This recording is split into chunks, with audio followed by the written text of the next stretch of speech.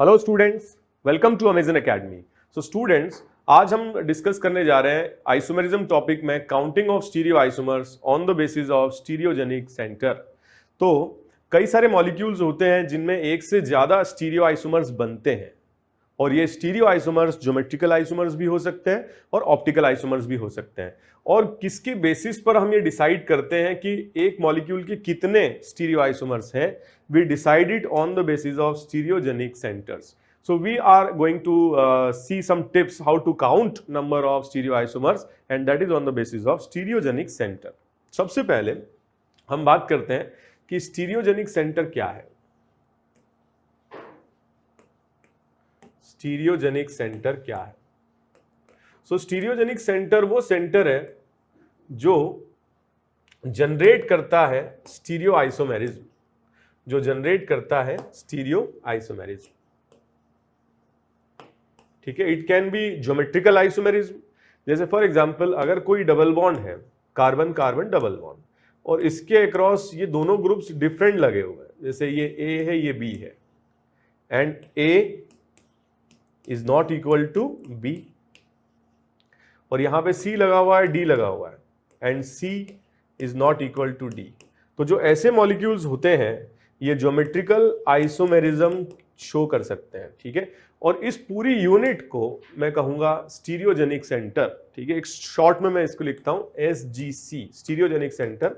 ये एक stereogenic centre है क्योंकि ये क्या प्रोड्यूस कर रहा है? Geometrical isomers. या तो ये सिस ट्रांस बोले जा सकते हैं, या EZ बोले जा सकते हैं, ठीक है, या सिन एंटी भी बोले जा सकते हैं, बट अलग अलग केसेस में। बट हाँ, ये जरूर है कि ये एक स्टीरियोजेनिक सेंटर होगा, एक पेयर ऑफ स्टीरियो आइसोमर ये बनाएगा, और वो पेयर होगा ज्योमेट्रिकल आइसोमर्स। दूसरे होते हैं जिनमें चारों ग्रुप डिफरेंट लगे हों।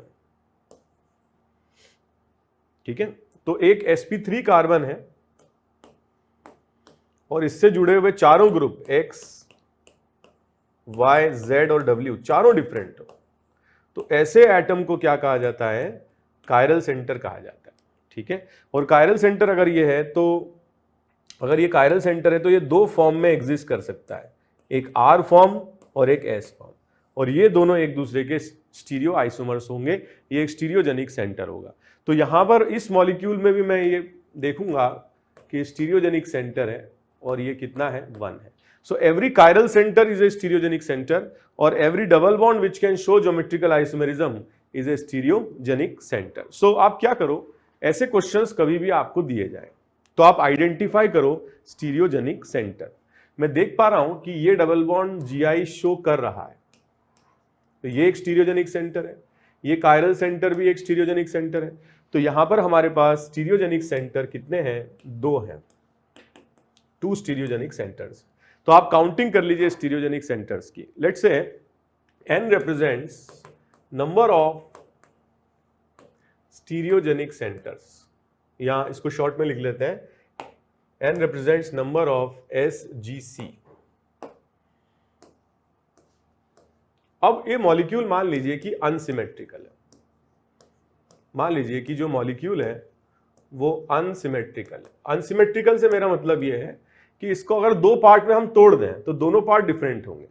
कुछ मॉलिक्यूल ऐसे भी होते हैं जिनको बीच से कट कर दें 2 पार्ट में तो वो सेम हो जाते हैं, आइडेंटिकल हो जाते हैं, लेकिन यहां पर ऐसा नहीं है और ये मॉलिक्यूल हमारा अनसिमेट्रिकल मॉलिक्यूल की कैटेगरी में आता है। आप लोग सोच रहे होंगे सिमेट्रिकल मॉलिक्यूल सर एक बना के बता दीजिए, तो स्टूडेंट्स देख लीजिए, इस तरीके के जो मॉलिक्यूल्स होते हैं ये सिमेट्रिकल की कैटेगरी में आते हैं। आप इसको बीच से कट कर दो, दोनों पार्ट सेम है, इट इज सिमेट्रिकल। ठीक है, तो ये ध्यान रखना है। अब मान लीजिए कि जो मॉलिक्यूल है वो सिमेट्रिकल नहीं है, क्या है? Unsymmetrical.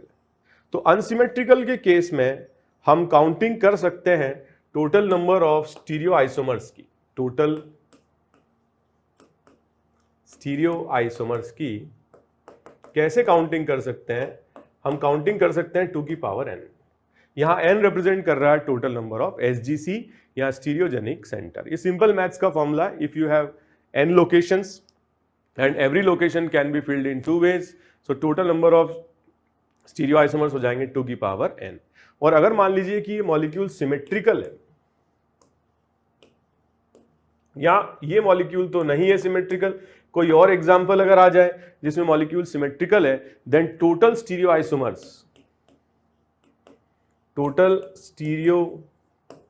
Isomers can be counted as 2 to the power n minus 1 plus 2 to the power p, इस तरह से काउंट कर सकते हैं, where p is n divided by 2 minus 1, अगर n क्या है, एक इवन नंबर है, और p is n minus 1 by 2, अगर n क्या है, एक ऑड नंबर है।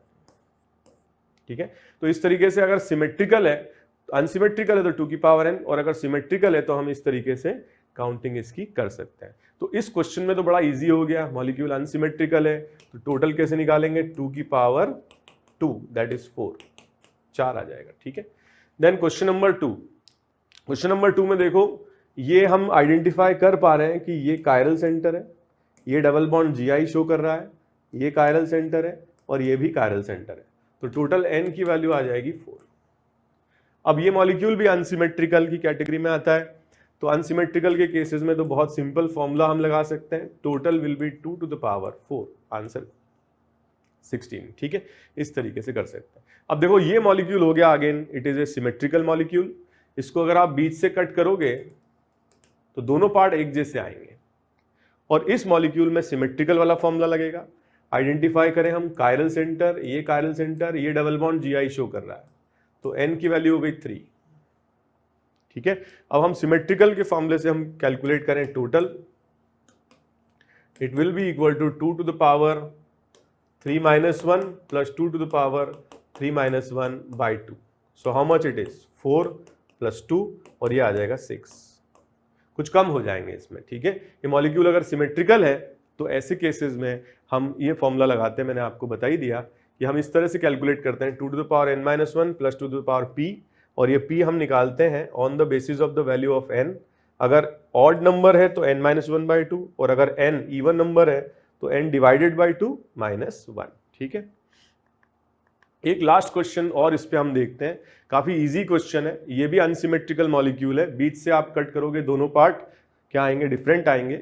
ये डबल बॉन्ड GI शो कर रहा है, ये कायरल सेंटर है, ये कायरल सेंटर है, ये कायरल सेंटर है, ये डबल बॉन्ड GI शो कर रहा है, तो मैं देख रहा हूं कि इसमें n की वैल्यू 5 आ रही है, 3 कायरल है और 2 डबल बॉन्ड है जो GI शो कर रहे हैं या ज्योमेट्रिकल आइसोमेरिज्म शो कर रहे हैं, तो टोटल जो आएगा इसमें आ जाएगा 2 to the power 5। ठीक है, तो इस तरीके से we can actually count total number of stereo isomers for a molecule जिसमें एक से ज्यादा स्टीरियोजेनिक सेंटर्स हैं। Stereogenic centres can be chiral centres, और they can also be centres which can generate geometrical isomerism, जैसे कि हमने अल्कीन के केस में देखा, और उसके बेसिस पर हम फॉर्मूले से क्वेश्चंस को सॉल्व कर सकते हैं। So students keep learning. ठीक है, happy learning, thank you very much, bye bye. For detailed videos, daily practice problems and live chat, visit academy.amazon.in or download the app.